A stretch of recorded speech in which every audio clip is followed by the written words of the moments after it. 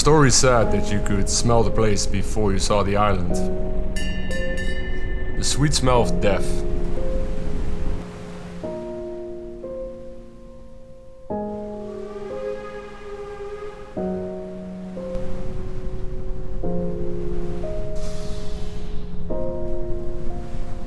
Whales used to be used for all kinds of products.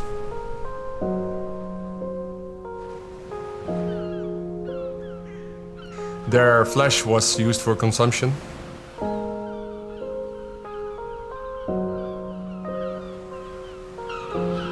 Whale oil lighted the candles back home.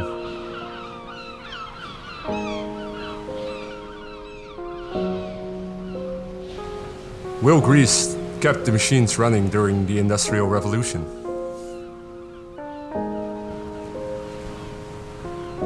It brought rich and fortune to the island.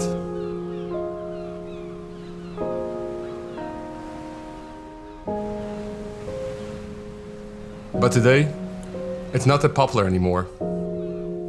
The products are mostly replaced by modern synthetics, or people just dislike the taste.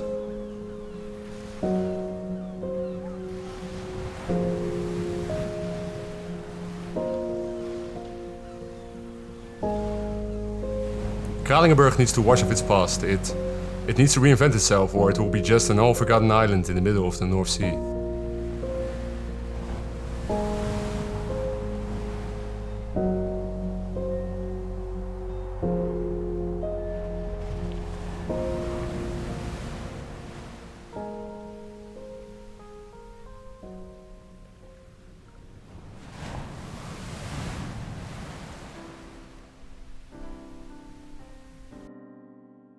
Hi everyone, and welcome back to Kralingenburgh.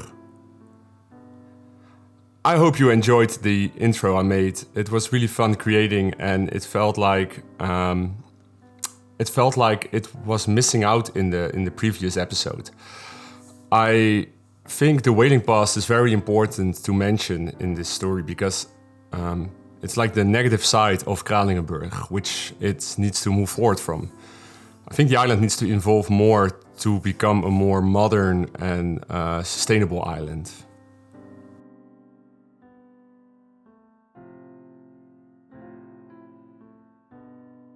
Whaling was a big part of this island's history, and I think it was a big part of a lot of countries who are coasted on the North Sea. But in the 30s it was already not that popular anymore. I think they kept going to even in the 60s in Europe. And probably, I think they're still doing it in Iceland today.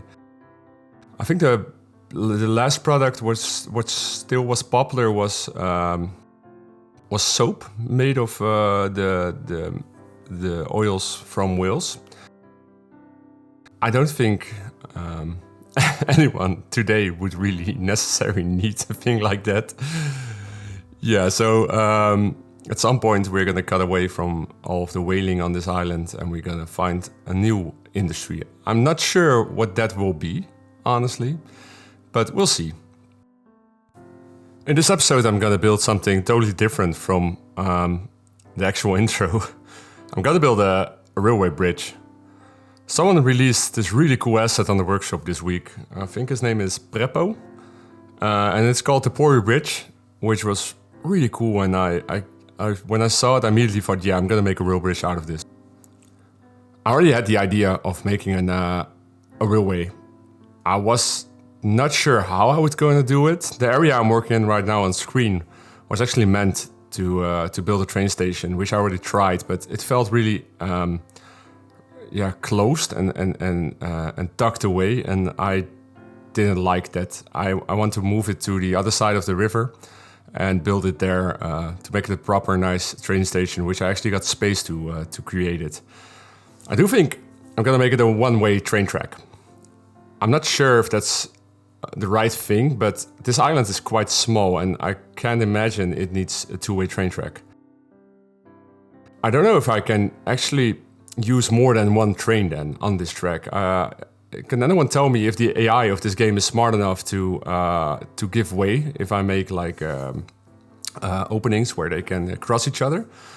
Is the game smart enough to do this, or do I have to like make a two-way track if I want more than one train? I don't know.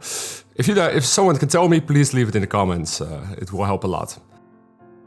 Yeah, the area I'm working in right now, I'm building this small shed, which kind of resembles like in the Western movies when trains would stop to water and for the old steam locomotives and maybe pick up some mail to bring to the next village and all kinds of that kind of stuff. But the train I'm going for will be electric.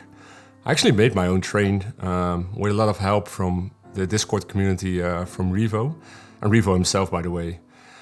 And I have to say, you'll probably see the train in the ending of the episode. It's a rough diamond. I am considering making a new train for this island. I actually made the train for ZILT. It's based on a Dutch train from the 1930s. The first electric trains, actually, but it's a bit rough on the edges. I do like it, though, because it's my own train, which is really cool if you've seen your own vehicle driving around in city. But yeah, here you see me starting off the bridge. You see the asset, which I used PO to make it smaller and make it single track.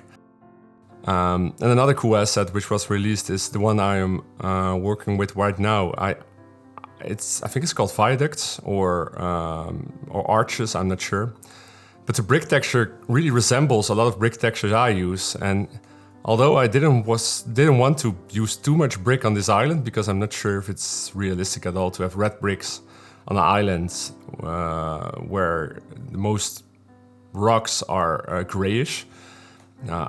I imagine people would be using those rocks to make bricks for their houses. I'm not sure. I'm just speculating here because I have absolutely no idea what I'm talking about.